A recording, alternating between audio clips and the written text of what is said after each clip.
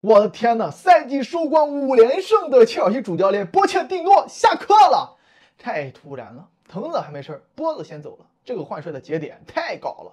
要换东部第一的时候你不换，保级的时候你不换，这赛季末好不容易回到正轨了，哐哐哐开始赢了，给波子开除了。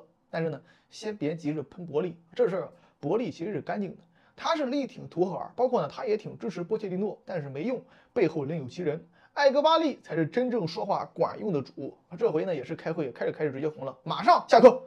首先，我觉得切尔西现在不应该换帅。第一呢，更衣室非常的支持波切蒂诺，就算连败也没有任何内讧消息传出，他一直是深受队员信赖。在这样的情况之下，切尔西度过了一个非常困难的赛季。但是呢，凤凰涅槃，浴火重生，最后阶段球队扛过来了，5连胜收官，拿到了英超第6，甚至还有机会去踢欧联。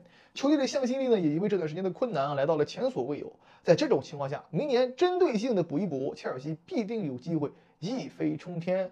结果这节骨眼儿给他炒了。我觉得从经济角度来考虑，时间点太尴尬了，对更衣室都不一定能有交代。我一直以来表明的观点都是再给波切蒂诺一个赛季，特别是这个赛季一个亚军一个第6，不是那么的离谱。毕竟你球队太年轻了，而且你这帮人没有一个人是波切蒂诺要的。这好不容易混熟了，又换一个，怪呀！波切蒂诺下课直接造成的影响就是加拉格尔大概率被出售，恩佐和坎塞多会成为未来切尔西的中流砥柱。但是根据罗马诺的消息切尔西更倾向于找一位年轻的主帅。那么葡萄牙体育的阿姆利姆或许是最大的热门。39岁的年龄非常符合切尔西管理层的要求，球员要年轻的，教练也要年轻的，这是为什么呀？我真是不太能理解呀！这教练员你要那么年轻干嘛？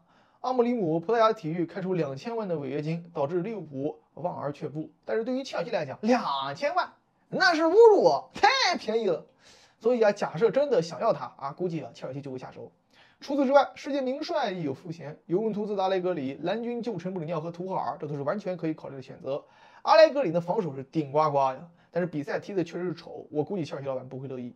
图赫尔再回来似乎是相对稳健的做法，不过我推荐的却是穆里尼奥。我觉得现如今切尔西缺的就是穆里尼奥的战斗精神，就缺他那股狂劲，想找回赢家心态，短时间将球队自信打上来，穆里尼奥是相当合适的。你要知道，穆里尼奥他最会的是什么？他最会的就是赢。那么现如今切尔西的阵容是很符合穆里尼奥的舰队哲学的，4到5名的顶级中卫，运动能力出色的边路的球员，防守硬朗的中场大将，前场有一飞盘高手，加上速度型快马和支点型前锋，这不就是穆里尼奥最喜欢的球队搭配吗？切尔西的队员能力绝对是英超前4，缺的就是赢球的惯性、强大的自信心以及球队的稳定性。那么穆里尼奥提供给球队的这些东西都是超能的。其次，穆里尼奥经过热刺和罗马的打击，也是急需证明自己。这个时候，没有人会比他更想让切尔西重新起航。所以，我觉得穆里尼奥是最理想的选择，也是出成绩最快的选择。其次，图赫尔。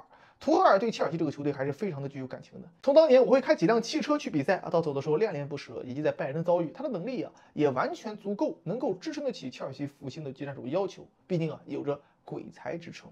图赫尔的水平是毋庸置疑的，当然还有其他选择，例如德泽尔比，但是我觉得太过于冒险。对于切尔西来讲，选帅不能再出现失误了，球队也经不起你连续3年的败围那就真输习惯了。德泽尔比固然很有特点，在布莱顿也算是打出特色，但是就跟波特一样，豪门俱乐部的更衣室是门必修课，如何应对豪门的压力，这一点上拿捏不了，你再有能力也没用。豪门面对的压力它是跟你这种中游球队是不相同的。你在保级队、中游队，你平一场可能没什么，但是豪门你面对弱队，除了那几个哥们之外，你每场必须要赢，还要赢得漂亮，这个压力不是一般人可以无缝连接的。我觉得德泽尔比有希望，但是风险太大。个人认为，效果上穆里尼奥大于图赫尔，大于德泽尔比，大于阿姆里姆，但是就怕切尔西反着来。